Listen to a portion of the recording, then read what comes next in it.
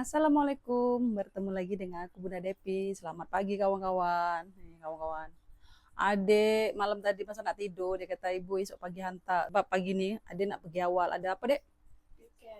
Ada piket, ada macam bersihkan kelas. Hari ni tugas dia. Kalau naik van lambat sampai sekolah. Sekarang pukul 6.30. Adik kita nak hantar adik. Jom kita hantar adik dulu. Motor aja lah nah.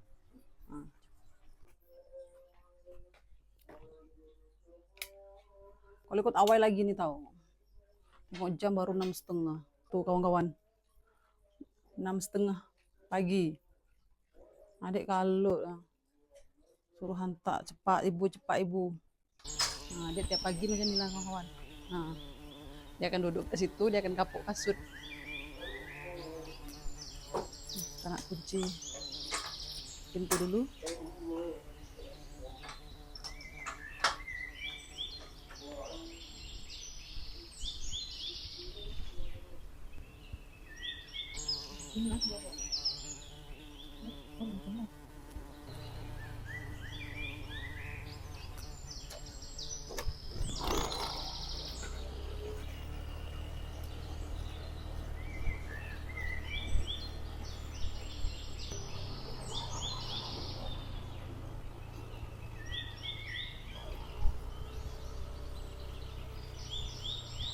Oh, baru buat ke dek? I love sekolah Seri Pinang.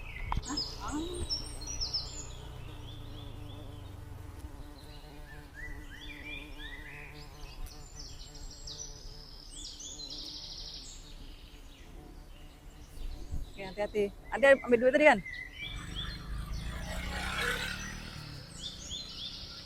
Dek.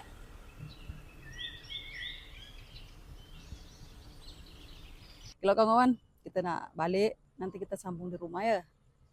Kawan-kawan, kita udah balik. Terus kita nak buka tirai belah sini. Kita dah cuci halaman depan. Lepas tu kita dah siram pokok. Kita dah kunci pagar. Terus kita nak masuk. Kita nak ke dalam rumah. Betul sekali di belakang. Mas sebelum tu saya nak cerita lah sikit pasal sekolah adik atau sekolah Malaysia. Cara segelap je noh. Saya nak buka lampu atas. Saya pakai lampu ni. Tuh satu. Muka bunda. Dia gelap. Dah hitam. Tak buka lampu je jadi gelap. Saya nak buka lampu dulu.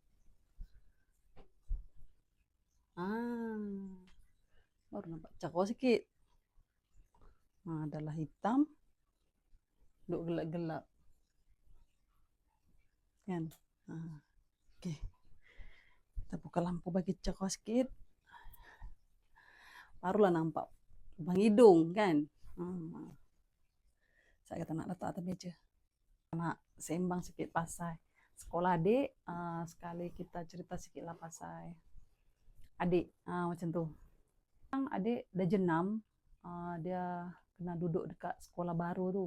Tingkat 4. Hari-hari adik merumut kalau balik. Ibu letih, sakit kaki, sakit bahu. Dah lah beg dia berat satu. Naik tingkat 4. Lepas tu kalau macam dia tolong cikgu ke apakah, dia nak turun bawah. Naik balik ke tingkat 4. Dia kata, oh lengur lah ibu. Sebab kenapa adik duduk tingkat atas? Cikgu bagi hak yang darjah 6 dengan 5 kot. Tak silap. Ada cerita tapi saya lupa. Dia kata hak yang darjah 5 dengan 6 duduk tingkat 4. Cerita macam saya bangga kadang dengan adik. Dengan kakak pun sama juga, kakak pun bangga juga. Tapi macam adik tu kawan-kawan. Dia kalau boleh dia tak mau cuti langsung bab sekolah tu. Kalau kakak dia lain. Kakak dia dari kecil memang dia suka demam. Lepas tu kalau dia demam sikit dia merengek, meragam. Kalau adik dia demam, dia batuk ke, dia sesema ke, dia kalau boleh nak pergi sekolah juga kawan-kawan, dia tak mau cuti. Tahun lepas, tahun tu adik full sekolah sampai dia dapat anugerah kedatangan penuh. Alhamdulillah lah dengan adik. Macam kakak, dia kerap cuti lah sebab kakak duduk asrama. Nak cerita kat kawan, duduk asrama ni. Macam kakak mula-mula dulu masuk asrama tu, kakak ini dia boleh nampak benda tau kawan-kawan. kawan-kawan paham kan. Jadi kakak tuh dekat sekolah tuh biasalah asrama, pas tuh keliling dia tuh hutan, dia selalu kadang nampak benda-benda macam tuh. Pas tuh ada satu masa tuh dekat situ ada kena rasuk massal kawan-kawan, macam kena rasuk lah. Masa tuh memang 1 minggu itu berkali-kali orang kena rasuk. Kakak tak kena rasuk, tapi kakak nampak benda tuh ada.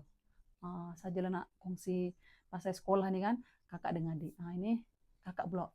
Pas tuh kakak sampai macam tak mau sekolah dekat situ, tak mau duduk asrama. Saya kata, kakak kena berani, kena berani.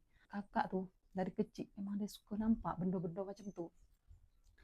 Masa kecil dia kalau nampak benda tuh mesti dia kedemam. Nampak aja mesti dia kedemam. Kakak itu kerap demam sebab dia kadang nampak benda tuh. Macam kami dulu duduk rumah sini, sebelah tuh taman dia kosong tau kawan-kawan. Macam kami lalu-lalu lah dengan kakak macam naik motor kan malam-malam dengan suami. Jadi kakak akan cakap, ibu itu apa? Balik mesti demam. Betul pikat depan sana nampak, dia kata ibu itu apa dekat atas sana? Balik itu mesti demam. Itulah kakak sampai saya kawan-kawan berubat merata dengan ustad, dengan budak kampung. Nah bagi kakak itu jangan nampak benda-benda macam itu sebab kakak masih itu dia tak kuat lagi. Dia kecil bila dia nampak benda tuh dia akan demam. Terus saya kata dekat kakak, kakak kena kuat, kakak kena kuat. Saya pun berdoa mintalah tutup mata dia jangan nampak benda-benda macam itu kan. Pas itu dengan berjalannya masa, sebab ustaz tuh ada kata kalau dia boleh hilang benda-benda macam itu dalam umur 6 tahun, dia otomatis akan hilang. Kalau tak, dia tak akan hilang. Betul saya pun, oke pelan-pelan cuma saya akan bagi semangat dekat kakak. Sampai sekarang, kakak pun boleh nampak tahu kawan-kawan. Tapi dia beranilah sebab dia sekarang udah besar kan. Dulu kalau masa kecil, sampai satu hari nih kawan-kawan, nak balik kampung, rumah mak mertua, mas tuh pukul 11 malam, kami lalu ladang getah. Pas tuh ada satu benda tau, macam binatang jatuh dekat cermin depan. Pas tuh benda tuh macam kumbang tau, macam binatang tuh besar-besar inilah. Lekat dekat cermin jatuh. Tuh Pak Bos pun, apa tuh? Tapi kakak boleh cakap itu pocong. Saya cokam bulu roma. Kakak kata mas itu, kakak umur 3 tahun. Kakak 3 tahun tuh dia boleh bercakap, dia pandai bercakap. Dia setahun dia boleh bercakap dah kawan-kawan kakak tuh. Pas tuh umur 3 tahun tuh masa balik kampung dia nampak benda tuh. Dia kata ibu itu pocong. Tuh Pak Bos pun buang lah pakai wiper tuh kan. Dibuang-buang sampai rumah mak mertua. Terus badan dia panas. Lepas tuh saya tanya lah, dekat kakak tadi nampak apa? Ada pocong tadi ibu jatuh kat cermin. Tapi saya dengan Pak Bos nampak itu binatang. Ya Allah kawan-kawan. Tak lama kemudian kakak badannya panas, demam. Padahal tadinya oke. Nampak aja benda tuh. Pas tuh sampai rumah mak mertua, badannya terus panas, demam. Masuk hospital. Kakak tuh kerap sangat masuk hospital. Saya sampai macam gimana nak buat dekat kakak ini. Hampir tiap-tiap bulan. Duduk rumah pengasuh. Kalau saya kerja kawan-kawan, sebulan sekali mesti dia akan demam. Pengasuh tuh udah tahu dah kakak tuh memang kuat rajin demam sampai kadang kuku dia ini habis biru. Jadi kadang bawa ke hospital. Pak Bos itu rajin lah dia yang selalu bawa ke hospital. Sebab saya kerja kilang, saya operator macam QC. Lepas tu macam susah sikit. Macam Pak Bos kan technician. Technician dia tak jaga sangat mesin. Dia bolehlah macam balik. Dia yang kerap bawa ke hospital. Sampai satu hari kakak pernah jatuh dekat rumah pengasuh kena bucu meja. Tu kalau kawan-kawan perasan dekat sini dia ada garis. Kakak itu pernah jatuh kena bucu meja. 3 jahitan. Itu pun saya tak berani nak bawa ke hospital. Itu suami yang bawa. Lepas tu suami lah nampak depan mata dia dokter itu jahit. Lepas tu sampailah sekarang berbekas. Lepas tu kiranya sekarang kakak dah okey lah sikit. Kurang demam. Tapi kalau dia demam dia meragam. Lambat juga lah nak lega dalam 3-4 hari juga. Kakak itu payah nak makan ubat. Pergi klinik ambil ubat makan sekali tu je. Lepas tu dia tak makan dah. Kena paksa macam mana pun dia tak akan makan. Lepas tu dia akan rehat. Tak tahulah itu kakak. Kalau adik lain pula. Adik ini dia jarang demam. Kalau demam pun dia sendiri akan pergi cari ubat. Macam selalunya macam dia aktif. Dia macam main-main-main. Tiba-tiba Adik, macam lain je, bukan panas. Adik, awak macam, adik demam ke? Iya ibu, adik dah makan ubat dah. Dia sendiri akan cari ubat untuk dia, kawan. Lain dengan kakak kita suah depan mata pun dia tak mau makan. Kalau adik, kita cakap aja, adik demam, pergi cari obat. Dia sendiri akan cari obat, dia sendiri akan makan. Betul, alhamdulillah adik kurang demam. Kalau kakak dari dulu sampai sekarang, dulu kecil lagi teruk lah, sebulan sekali memang dia akan masuk hospital. Kalau Lani oke sedikit, tapi pandangan mata dia dengan benda tuh sampai sekarang masih kekal. Cuma saya cakap dekat kakak kena kuat.